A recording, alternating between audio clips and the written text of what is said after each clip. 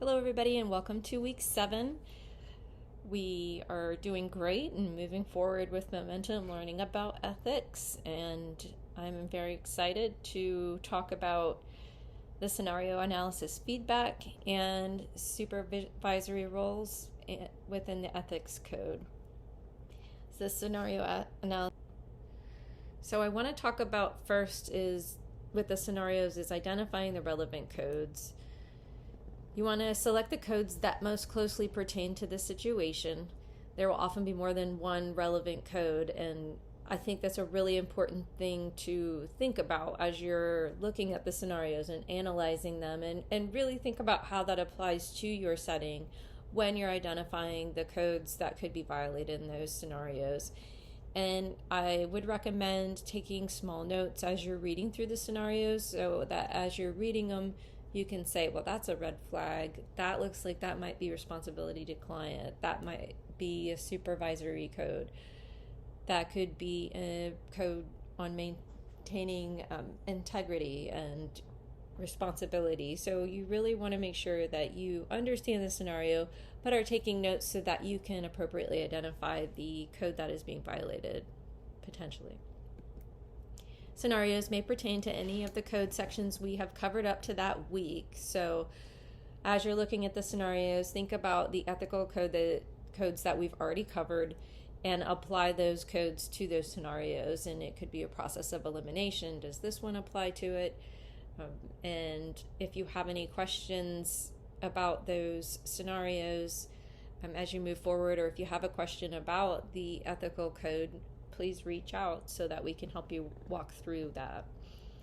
It's not just a section from the specific week the essay is due, but everything prior to that. So it's not just the ethical code that we go over that 1 week. It is accumulatory, so it's everything cumulative. It's everything that led up to that ethical code of that week.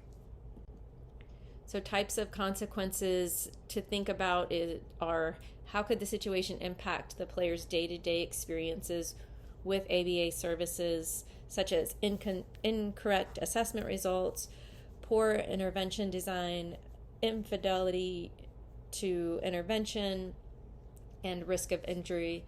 These are all potential practical pieces that could go wrong or impact your client or stakeholders' day-to-day experiences with ABA services.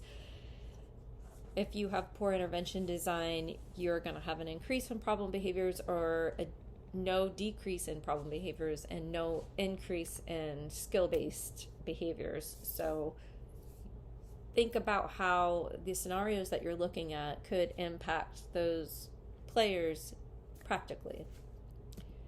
You have your ethical consideration for consequences. How could the situation result in ethical ramifications, such as reporting to the BACB, loss of certification? Are they being required to do remedial training? Is there a fine? And one way to look at the possible situations that could result of ethical violations is to go and look at the BACB website at previous violations and what ethical codes were violated and what was the appropriate action that the BACB took with that specific certificate. So that is something that you could do to better understand the possibilities for the ethical ramifications. And then, of course, there's the social piece of the consequences that come with ethical violations, such as how the situation could impact social relationships between the BCBA and other players. There may be embarrassment, loss of rapport. I think those things it's to be expected.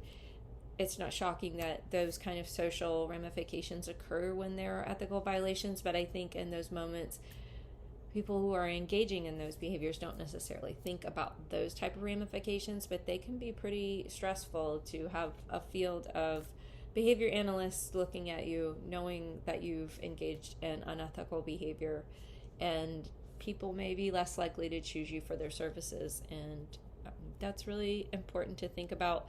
Not as important as, I would say, the client safety, but it does fall within something that you need to think about as you're moving forward and engaging in behaviors, as how you behave impacts how you are perceived in the community. Asking open-ended questions is another piece to your scenarios that I think is really important. Clarifying questions in Plan B should be open-ended to give the person an opportunity to fully explain the situation. So an example that Dr. Lejeune gives is, would you please describe the training you received before using this assessment? Not, were you trained on the assessment before using it? So the answer to that might be yes, but they might have received a 10-minute training or a 5-minute training or a brief rundown of how to implement a procedure, or perhaps they went to a conference and attended a workshop and now they think they have training. So you want to make sure you give them an opportunity to really describe what happened. So can you give me an example of the training that you received? What did it look like? How long was the training?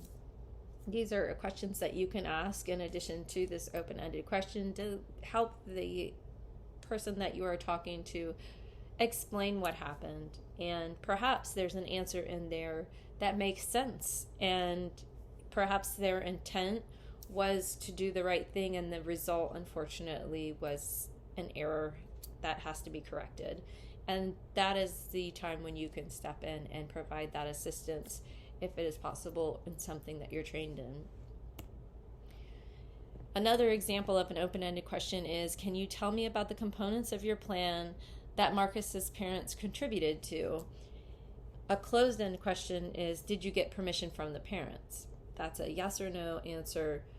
It's not going to help you understand what the ethical violation possibly was and where the fix or the solution to that ethical violation is. The more you understand about the situation, the more you can help that BCBA or BCABA or RBT do the right thing the next time, or engage in the right behavior that will result in a better outcome for your client. Monitoring outcomes is another really important piece of the scenario analysis. You cannot effectively impact an ethical dilemma unless you are following up on that ethical dilemma solution and providing input to that person that is engaging in that behavior. Your plan should include an objective evaluation of the outcomes in writing, and be specific. If you're not specific, it opens things up to not cover the areas that are problematic within the scenario. So if you've got somebody who is not able to take data correctly, and the cause of that is that the client is not making progress or the client is regressing, make sure to be specific about what plan is in place for that BCBA to be able to write better goals and to provide the treatment to that client that will assist them in making progress. So you could give them some dates to follow up on. I am going to come back in 2 weeks and we can review the progress that you've made in this area.